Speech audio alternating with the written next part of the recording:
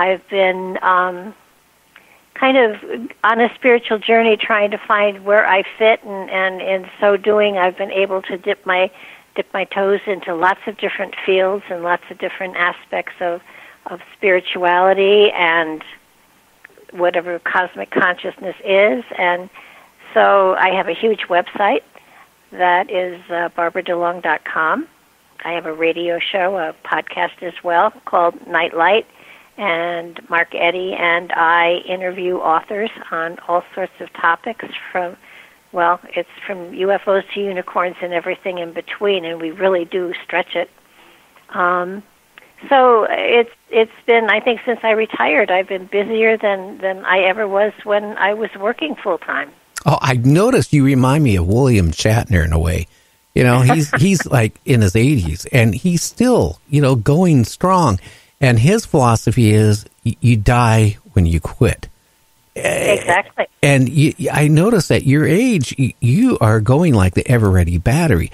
It's same thing with me. I was retired for 10 years. I've been in broadcasting, commercially since 76. Uh-huh. And I was going crazy. And one day I get a phone call from my friend who's no longer with us, Art. Because every summer I'd go down to Pahrump when he was not in the Philippines, I should say. And I would ride from up near Tacoma, Washington to Nevada and on my Harley. And I would stop and we'd spend the day talking about, amateur radio and broadcasting and stuff like that. Well, like 2.5 years ago, or a little over that, I get a phone call and he goes, "Well, how do you like being retired?" I said, I'm climbing the wall. I mean, you can only ride your motorcycle so many miles, which I was doing about 18,000 miles a year on a motorcycle. That's a lot. Wow. But I was getting bored. And he goes, "Well, you know what? Get back on the radio." And I said, "No, I don't want to do commercial radio anymore." "No," Art says, "go and get on the internet.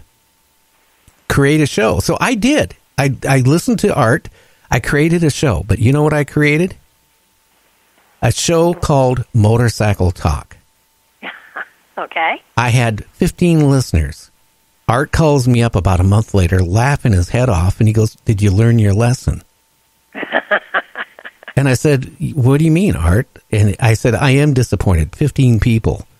And I worked at some of the top radio stations on the West Coast. I mean, 15 people is like, why are you doing it?"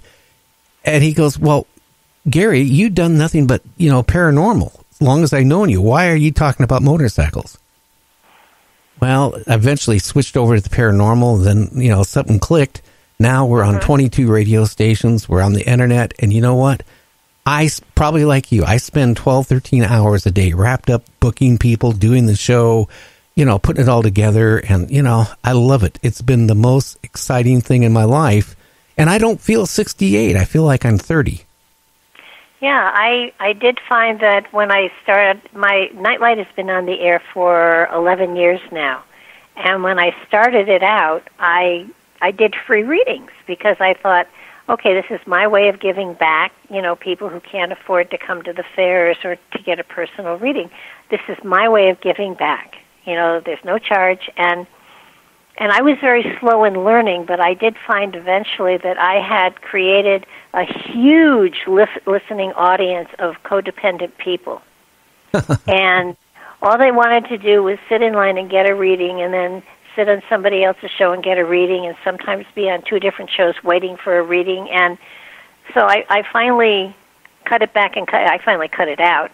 And then it was sort of like, okay, so where do I go now with this? And I realized that there were lots of authors out there, and they didn't have a lot of different places that they could advertise their books and everything. And I got in contact with some publishers and some people who ran conferences, and before I knew it, I was reading 1 to 2 books a week and interviewing these authors and getting to meet and talk to phenomenal people who could talk on topics that, well, first of all, they were fascinated with because they wrote the book, and I read the book so I could talk to them about it. And then Mark Eddy came on board, and he brought his group of people in, and so I find that it's gotten big enough. I don't think I want to stretch it too much bigger because I had to learn how to make MP3s into MP4s, so suddenly I was into techie stuff that was way beyond I thought, my frame of reference. Well, it was, but not now.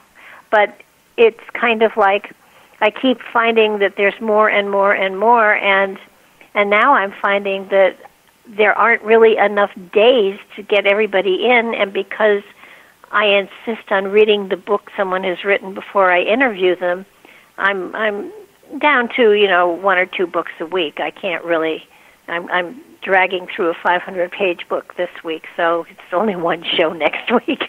But I have met the most fascinating people, and the cool thing about it is it isn't just you meet them and, talk and then they're gone. They become friends, so that you are in a, for want of a better word, a fraternity of people who are trying to get the word out there, whether it's on reincarnation or whether it's on out-of-body experiences or if it's on Templar or Masonic material or quantum physics it is just the most exciting thing in the whole world. I have 2 master's degrees, and I have never learned more than when I started to do a radio show.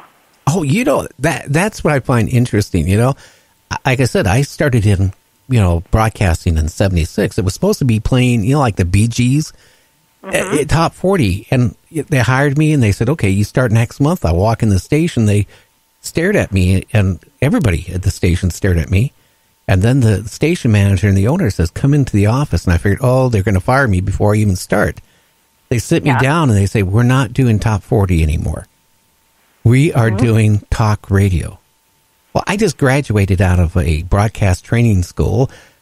I couldn't, it was the scariest thing in the world, Barbara, to sit down and look at a microphone and realize that last song they're playing, which happened to be the Bee Gees, Fanny. And realize all of a sudden when that record is over with, I'm starting a talk show.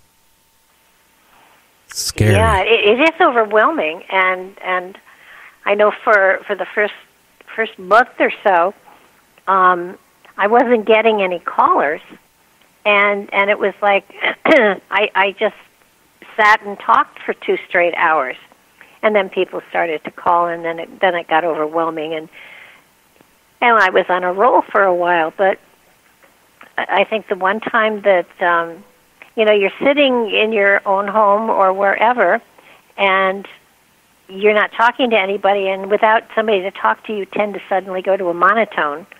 So I would put a mirror up, so I was talking to myself, so that it felt like it was a conversation and that somebody was listening. And one evening, suddenly the switchboard went dead, and the switchboard went down, and the queue went down, and I sat there, and this was after I had been doing, head readings, so to have no one call in was outrageous.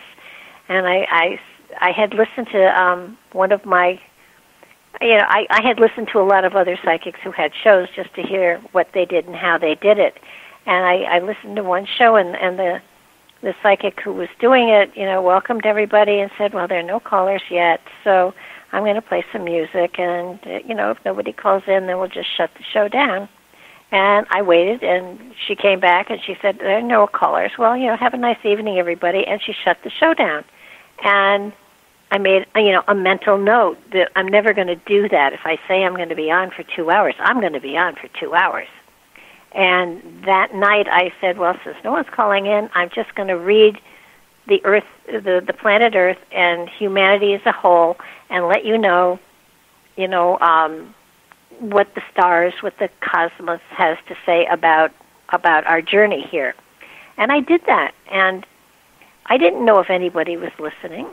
I didn't know if I was talking to myself. And, within the next 4 or 5 years, people would stop me and say, I heard that show you did. Best show you've ever done. And I said, oh, God, so somebody did finally, listen to it. And it's been an adventure. Happily, I have the gift of gab, so I can talk without someone else there. But it's always more fun to talk to someone rather than, just thin air. Well, I'm the opposite. I don't take phone calls in on my show because, we just have a 3-hour show. And during that 3 hours, the first hour we do what we do. And then I bring a guest on like you. And then we have our little half an hour or 15 minutes at the end. But there's been times all of a sudden, the phone lines, which I only have 3 lines coming in. And a lot of the times those lines are actually tied up. But all of a sudden, like one night, I started getting one call after another, and I couldn't take them. And it's just, it's hard. So I'm the opposite of you. I myself, I'm not really set up to do, taking calls. It's hard enough actually sometimes interviewing people.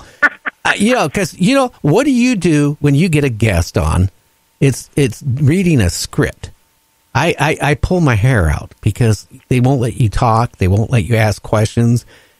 And actually, I can go you one better on that one.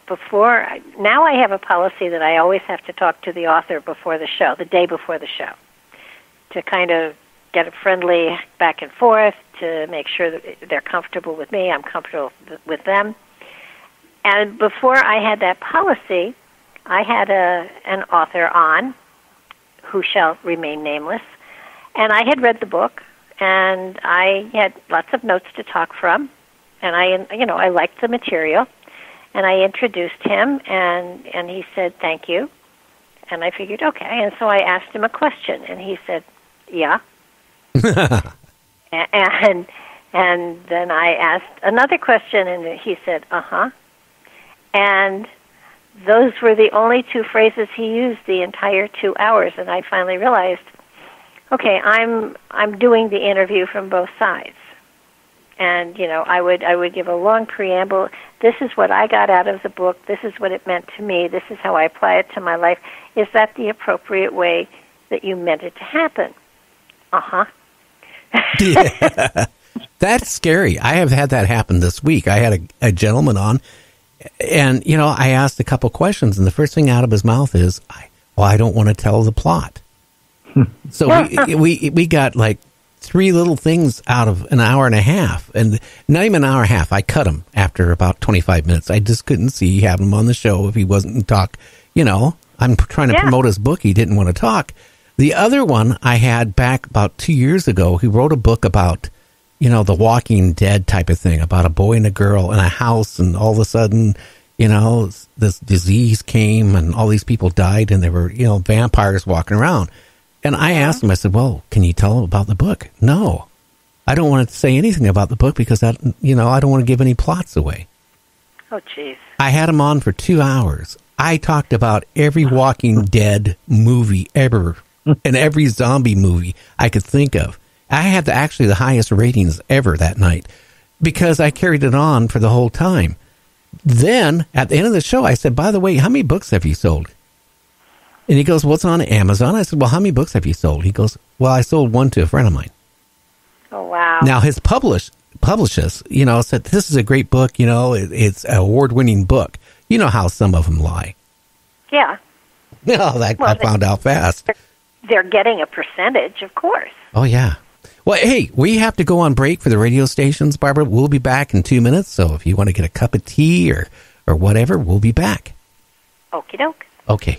So stay tuned.